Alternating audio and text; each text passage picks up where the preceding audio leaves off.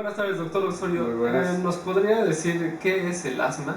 Bueno, sí, como no, el asma es una de las enfermedades crónicas más frecuentes y el asma no es otra cosa que una inflamación y una respuesta exagerada que tienen algunas personas que se consideran alérgicas o no, sobre todo a nivel de vías aéreas bajas, incluyendo a lo que viene siendo los bronquios y parte importante de los pulmones. Los bronquios en este caso se cierran. Además de que se cierran, producen moco y al producir moco también se taponean y se inflaman. Característicamente, si nosotros tenemos un diafragma, se ve en esta parte un bronquio normal. En ocasiones ese bronquio se llena de moco o de secreciones, como se aprecia acá. Y en último, otra de las manifestaciones más importantes, además de que se llena de moco, se inflama ese bronquio y prácticamente reduce en forma muy importante la entrada de aire a través de los bronquios. Doctor Osorio, ¿cómo se manifiesta el asma? Bueno, la manifestación del asma, al cerrarse los bronquios, tiene ciertos síntomas que lo refieren los pacientes. Entre ellos, los más importantes es tos, aumento de la cantidad de flemas, es decir, secreciones, se oye una respiración ruidosa o turbulenta y además se agrega un sonido especial en el momento en que sale el aire que se llama sibilancias. La persona dice me silba el pecho o me chifla el pecho. Estos síntomas generalmente pueden ser leves, que es una tos, en ocasiones intermitente o en ocasiones puede ser persistente. Y cuando los síntomas se van agrandando puede llegar a ser síntomas muy severos que pueden llegar inclusive a hacer que la persona que padece asma se sienta fatigada, somnolienta, con una importante dificultad para respirar. En ocasiones se asocia sensación de opresión en el pecho, el cual puede llegar a incapacitar totalmente a la persona, no nada más para sus actividades diarias, inclusive dificultad para respirar, dificultad para hablar y dificultad para dormir.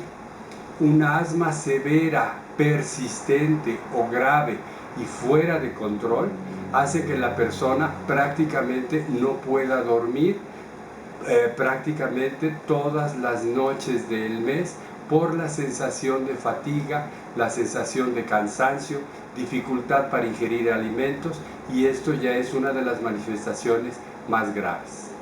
Doctor, ¿qué es lo que causa el asma?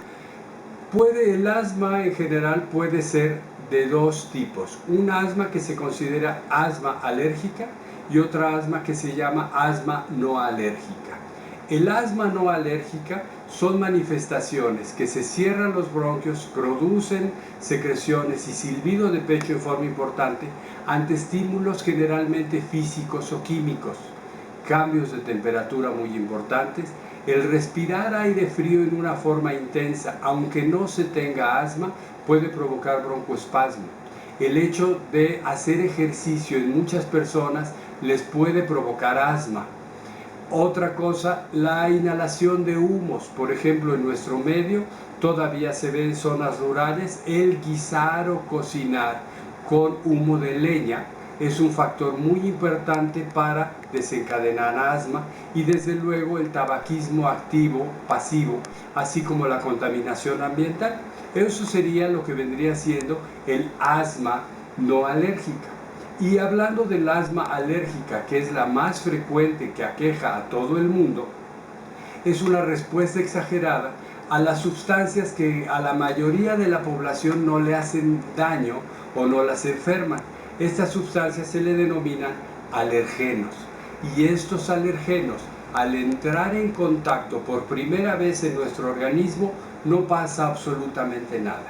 Pero si el paciente tiene la carga genética para desencadenar la alergia, la cual se le denomina atopia, que viene en la carga genética de todos los seres humanos, generalmente esos pacientes responden en una forma exagerada, crónica y dañina por ejemplo, al respirar epitelio de las mascotas, de perro, de gato, o pólenes de árboles generalmente. El responsable en el 60-70% de los casos de alergia respiratoria viene siendo un pequeño ácaro microscópico que vive en el polvo y se le conoce como dermatofagoides. Este dermatofagoides viene de las palabras derma, piel y fagos, que se alimenta de piel muerta y pelo y escamas, sobre todo de seres humanos, pero puede haber de otros animales. Estos ácaros son el responsable de muchas de las manifestaciones de enfermedades alérgicas. Ahora, no nada más el asma es alérgica a las sustancias que al inhalar nos pueden hacer daño. También ciertos alimentos pueden estar involucrados. En los adultos generalmente son los pescados, mariscos, los más involucrados, así como las proteínas del huevo. Y en los niños principalmente la leche, el trigo. En algunas entidades, sobre todo en Norteamérica, el cacahuate llega a ser una de las principales causas de manifestación alérgica y entre ellas el asma. Bueno, ¿y qué tan frecuente es? El asma en la actualidad es una de las enfermedades respiratorias crónicas más comunes a nivel mundial. De hecho, es motivo de gastos muy importantes en el cuidado de la salud a nivel mundial. No nada más gastos para el paciente que padece asma, sino para gastos a nivel de comunidades, de la familia, de entidades, de comunidades y de gobiernos. Esta asma en la actualidad se considera que en el mundo lo padecen 300 millones de personas, es decir, existen actualmente 300 millones de asmáticos a nivel mundial y se espera que en los próximos 20-25 años suba el número a otros 100 millones. Entonces, para el 2025 estamos hablando de que pudiera haber, si no se tiene un control adecuado de la enfermedad, alrededor de 400 millones de seres humanos asmáticos. Doctor, ¿cómo se hace el diagnóstico del asma? El diagnóstico se hace en forma muy importante cuando el médico hace el interrogatorio y la exploración física. Eso se le llama historia clínica y exploración física. Y ahí nos damos cuenta del tipo de síntomas que tiene, desde cuándo los tiene, las características, qué lo exacerba, qué lo disminuye, a qué hora del día es más frecuente que padezca la tos o el silbido de pecho, si lo hace después de hacer ejercicio, si es todo el día, si es después de un cuadro respiratorio. Una vez que tengamos la sospecha de alergia, también tenemos estudios en el laboratorio o en el consultorio del médico especialista, sobre todo alergólogo o neumólogo, en el cual se le hacen unas pruebas que se llaman pruebas de funcionamiento respiratorio. Esto se le denomina espirometría, el cual mide los volúmenes tanto inspirados como de salida del aire y se ve si es un proceso obstructivo o restrictivo.